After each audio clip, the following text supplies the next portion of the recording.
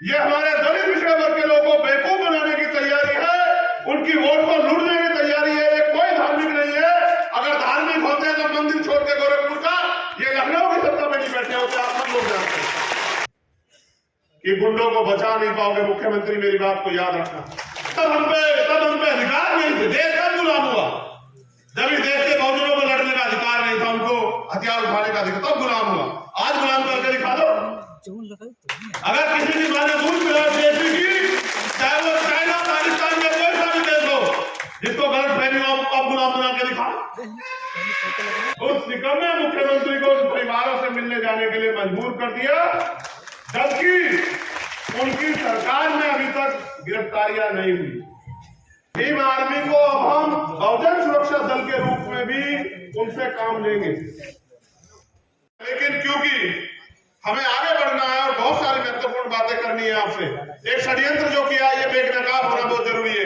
किसी की हैसियत नहीं पूरे देश में कि वो इस षड्यंत्र का सामना कर ले, लेकिन इस षड्यंत्र को बेनकाब करना नेतृत्व करता है कार्य की जिम्मेदारी। कल एक शासनादेश आया हमारा नेता उत्तर प्रदेश में, और ये सब जगह होगा, सिर्फ उत्तर प्रदेश में नहीं होगा, आप देख लेना। उन्होंने कहा कि 22 तारीख से 30 तारीख तक रामनवमी का त्योहार है और तमाम तरह की जो धार्मिक आयोजन है वो होगा, और उसमें 1 लाख रुपया हम लोग पंडित पुजारियों को ये काम करने का देंगे।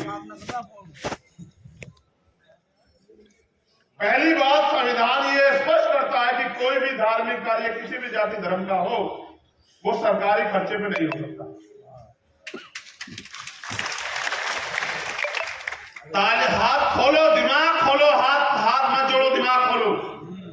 वो ये कह रहे हैं, देखो उनका षड्यंत्र। उन्होंने कहा कि डीएम एसएसपी जाके व्यवस्था करेंगे, एसडीएम जाके व्यवस्था करेंगे। उनका लक्ष्य क्या है, इस बात को समझो भाई। धर्म आपका व्यक्तिगत मामला है, कोई आपको उसके धर्म को मानने से नहीं रोक सकता, और चाहे वो हिंदू धर्म के लोग हो, मुस्लिम धर्म के लोग हो, ईसाई धर्म के लोग हो, सिख धर्म के लोग हो, कोई भी धर्म देना सिखाता है, लेना नहीं सिखाता, लूटना नहीं सिखाता, जो सिखाते हैं। और धर्म को मानने वाले लोग अपनी आस्था ये होती है कि वो अपना खर्च करके अपने धर्म को सीखते हैं। ये है असली धर्म। इन्होंने व्यवस्था की है कि बैनर लगेंगे जनप्रतिनिधियों के, वो सरकारी खर्चे पे लगेंगे और मंदिरों में लगेंगे। और मंदिरों में जो एमपी एमएलए है, क्योंकि इनकी सरकार है वहां, तो इनके नेता वहां मुख्य अतिथि होंगे। आप सोचो, ये मंदिर को राजनीतिक घर बनाना चाहते हैं कि मंदिरों में इनके नेता जाए, सरकारी खर्चे में जाके भाषण दे, और भाषण देके कहें कि देखो हमारी पार्टी ने किया है, इसलिए आप हमारे साथ जुड़ जाओ। ये हमारे दलित पिछड़े वर्ग के लोगों को बेवकूफ बनाने की तैयारी है, उनकी वोट को लूटने की तैयारी है। ये कोई धार्मिक नहीं है। अगर धार्मिक होते हैं तो मंदिर छोड़ के गोरखपुर का ये लखनऊ की सत्ता में नहीं बैठे होते। आप सब लोग जानते हैं। हमें अपने समाज को सावधान करना होगा। हमारी बहनें वहां जाएंगी मंदिरों में पूजन करने के लिए, ये वहां अपनी बात बता के उनको बेवकूफ बनाने का काम करेंगे। हमें ज्यादा बड़े पैमाने पर मैं आपसे कह रहा हूं कि अपनी बहनों को इस आंदोलन से जोड़ना पड़ेगा, हमारी मां को तैयार करना पड़ेगा। हमारी बहुजन सेनानियां जो इतिहास उनका गवाह है, इतना बड़ा इतिहास है, माँ सावित्रीबाई फुले से लेके माँ अवंतिकाबाई लोधी, माँ झलकारी बाई, माँ पन्नादाई, इतना बड़ा इतिहास है जिसका कोई तोड़ नहीं। उन वीरांगनाओं को, जो आज की वीरांगना है, उनको तैयार करना पड़ेगा। कुछ यहाँ बैठी है, कुछ घर पे है, उनको हमें जाके समझाना पड़ेगा कि इनसे कहो कि अगर वास्तविकता में तैयार करना है तो इन महिलाओं को सशक्त करो और हर महिलाओं को रोजगार दो। अगर तैयार करना है तो सुरक्षा करो बहन बेटियों की। उत्तर प्रदेश में और देश में जहां तुम्हारी सरकार निकम्मो बहन बेटियों की सुरक्षा नहीं कर पाते हो, भाषण देते हो, बेटी बचाओ बेटी पढ़ाओ के नारे देते हो, और आपकी सरकार में हाथरस के साथ क्या हुआ आपने नहीं देखा क्या? ये भारतीय जनता पार्टी के लोग और इनकी महिला नेताएं भी चुप थी बिल्कुल, और सीबीआई ने क्लोजर रिपोर्ट लगाई और कहा कि ये हुआ। और देखो किस तरह से सत्ता का दुरुपयोग करके उन्होंने हमारी बहन को, न्याय को जो है बाधित करने का काम किया। देखा आपने किस तरह से आपके साथ हुए न्याय का मजाक उड़ा। उत्तर प्रदेश में 3 लोगों को बरी कर दिया और 1 आदमी को सजा, और वो भी वो जो धाराएं बैठती थी वो हटा दी। पूरी सरकार खड़ी थी आरोपियों को बचाने के लिए। केवल भीम आर्मी के लोग जमीन पर लड़ रहे थे उस समय, आजाद समाज पार्टी के लोग, और उनका दबाव था दिल्ली में कि मुख्यमंत्री को मजबूर होना पड़ा न्याय के लिए, लेकिन फिर भी न्याय के साथ घोटाला किया। याद रखना, कि गुंडों को बचा नहीं पाओगे। मुख्यमंत्री मेरी बात को याद रखना। क्या उंगली दिखा दिखा के बात करते हो? सदन में नहीं हुआ, मैं सदन में वरना देता जवाब अपने लोगों की तरफ से बता दें कि उंगली कैसे दिखाई जाती है। घमंड तो बहुत बड़े बड़े अहंकारियों के दूर हुए। मैं इसलिए उत्तर प्रदेश के लोगों को ज्यादा निर्देशित करना चाह रहा था क्योंकि उनके यहाँ पंचायत, उसका नगर पंचायत का चुनाव आ गया अप्रैल में, और आपने देखा जब ये आपके बीच में आए तो आप पूछना इनसे कि बताओ पिछड़े वर्ग के लोगों को नगर निकाय में आरक्षण न मिले, इसकी तैयारी क्यों करके रखी आपने? क्यों इतने दिन तक आपने जो है वो ट्रिपल टैक्स पास नहीं करवाया? हमें अपने लोगों को समझदार बनाना पड़ेगा, जागरूक करना पड़ेगा। ये हमसे रिश्ते भी वोट के रखते हैं। जिस दिन वोट का अधिकार आपको नहीं था, ये आपको शूद्र कहते थे, अछूत कहते थे, नीच कहते थे, आपके अधिकारों को इन्होंने छीन रखा था। ये आप जानते हैं, इतिहास पढ़ के देखो कि किस तरह परंपरा कुरीतियों के नाम पे, सती प्रथा, विधवा, तमाम कुरीतियों के नाम पे इन्होंने देश की महिलाओं को जो है शोषण करने का काम किया।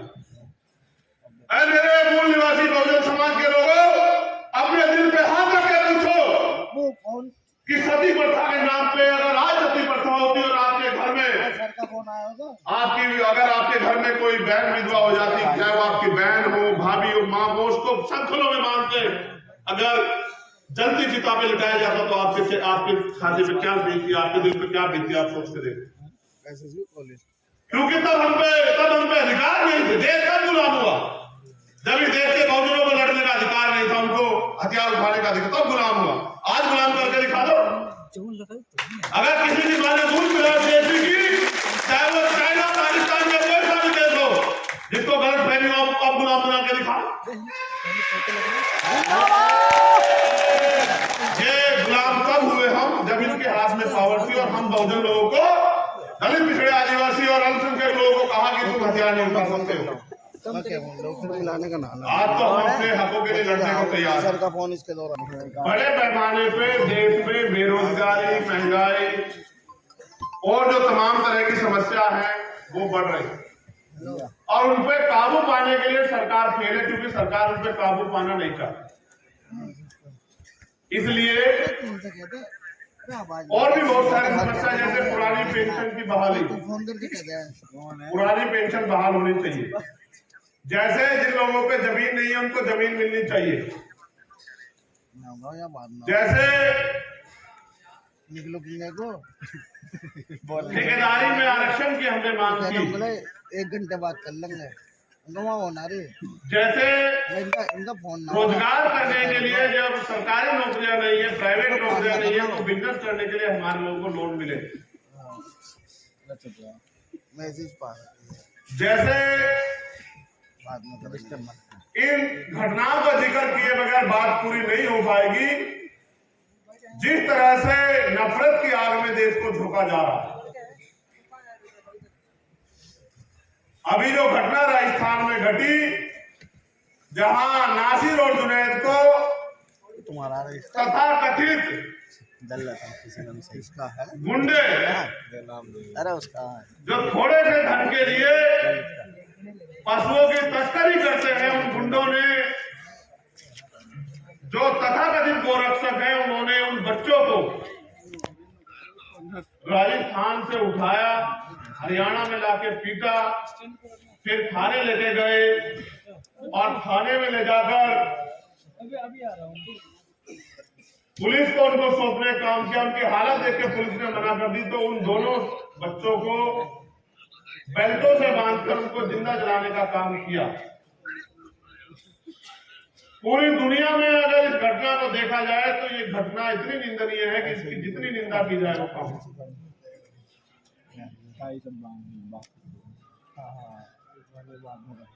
जब मैं सती प्रथा का जिक्र कर रहा तो बिल्कुल ऐसा ही दर्द पैदा होता है जो इस घटना में हुआ, जिंदा लोगों को जलाने। वो तो मैं धन्यवाद देता हूँ राजस्थान और हरियाणा की टीम का। उन्होंने एक दिन में पूरा 1 दिवसीय आंदोलन करके सभी मुख्यालयों पे, और उनके सहयोगी के रूप में उत्तर प्रदेश, उत्तराखंड की टीमों ने सभी जिला मुख्यालयों पे आंदोलन करके उस निकम्मे मुख्यमंत्री को उन परिवारों से मिलने जाने के लिए मजबूर कर दिया, जबकि उनकी सरकार में अभी तक गिरफ्तारियां नहीं हुई।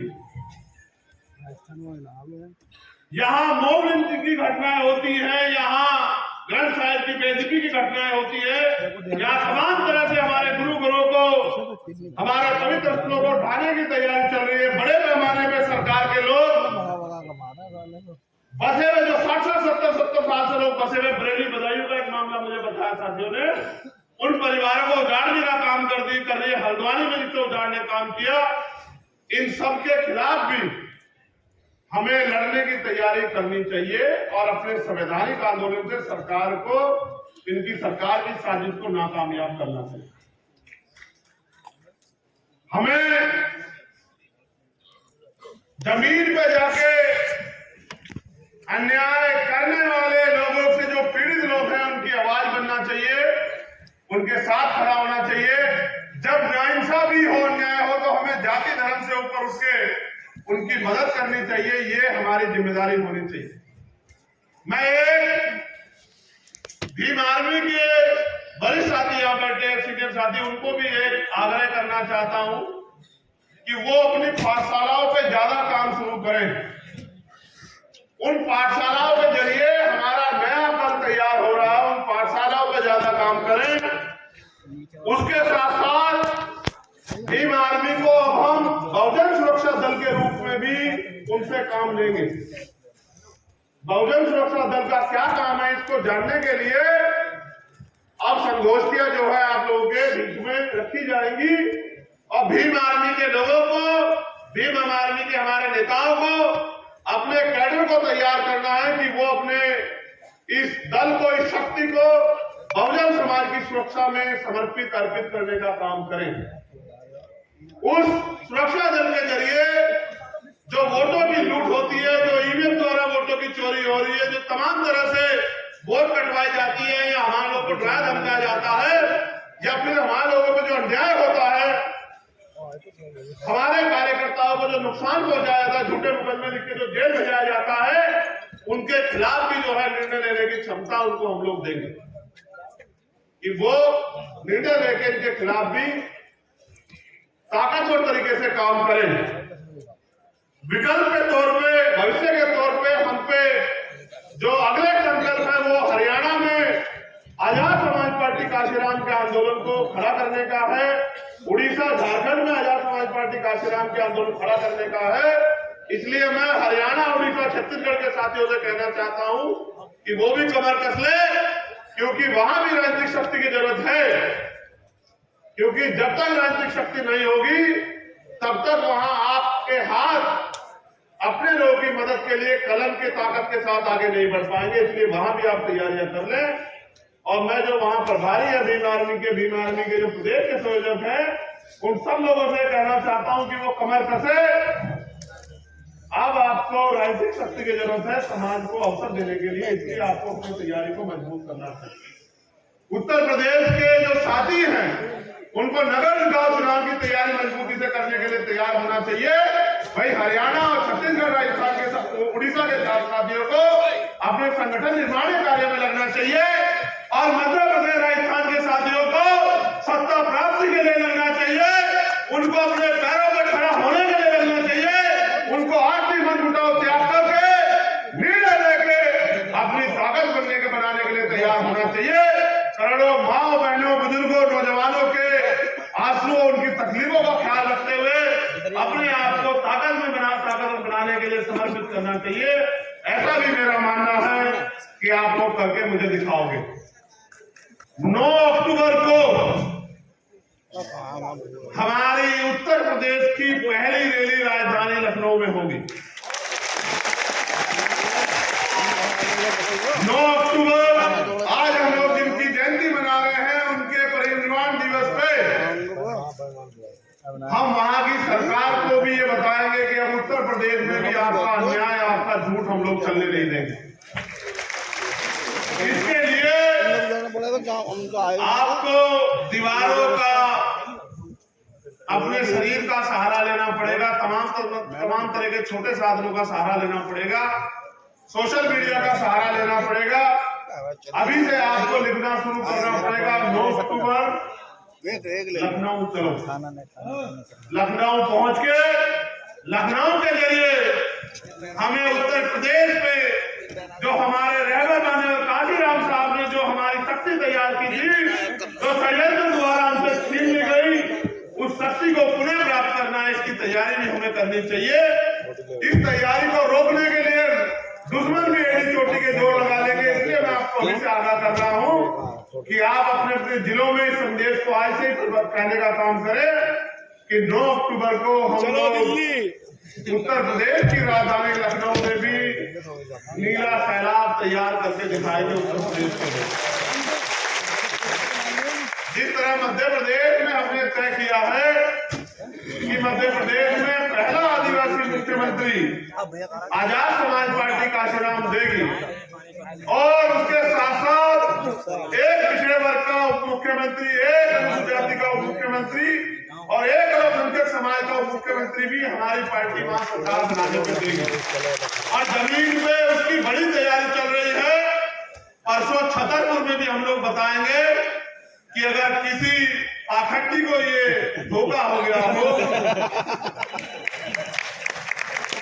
कि वो हमारे लोग अपमान करेगा, तो ये अपमान अब बर्दाश्त नहीं किया जाएगा। हम इस देश के प्रति इतने समर्पित हैं कि हमने हजारों साल तमाम तरह के अपमान सहे, हम बिना अवसरों के रहे, तमाम तरह के अन्याय अत्याचार के साथ भी इस देश के साथ खड़े रहे और आज भी भूखे प्यासे पेट भी बिना साधन के आज भी हम इस देश के प्रति समर्पित है, क्योंकि हम इस देश के मूल निवासी है, देश हमारा है। इसलिए हमारी तैयारी सबसे ज्यादा मजबूत होनी चाहिए। जिन्होंने कतरे भर भी दिया है साथ हमारा, वक्त ने मौका दिया तो उन्हें दरिया लौटाएंगे हम।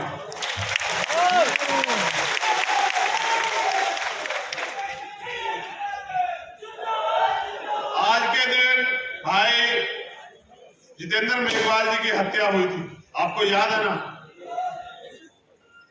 मैं जख्म भूलता नहीं हूं। मैं बहुत भावुक आदमी हूं लेकिन रोता नहीं,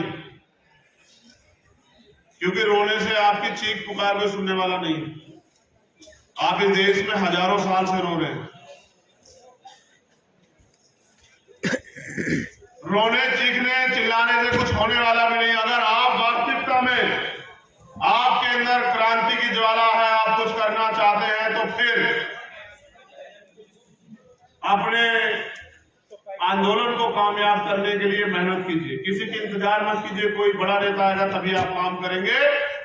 आप जिस पद पे हैं, जहां है, अपने उस क्षेत्र को इतना ताकतवर बनाइए कि मुझे यहां से खड़े होकर गौरव महसूस हो आपका सम्मान करने में।